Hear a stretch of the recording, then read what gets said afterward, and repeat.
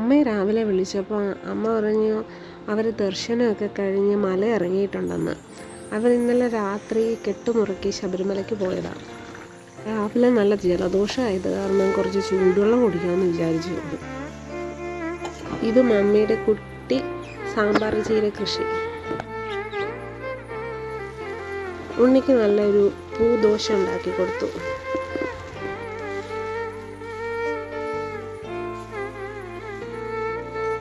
ഉണ്ണി എന്തോ കാര്യമായിട്ട് വണ്ടി പരിശോധിക്കുക. ഉണ്ണിയുടെ തൊട്ട് പുറകിൽ ഉണ്ണിയുടെ കൂട്ടുകാരനുണ്ട്. അരി അടുപ്പ് വെച്ച് കഴിഞ്ഞാൽ പിന്നെ എനിക്കിനി തുണി വിരിക്കാനുണ്ട്. തുണി വിരിക്കാൻ ഞാൻ മുകളിലാണ് പോകുന്നത്.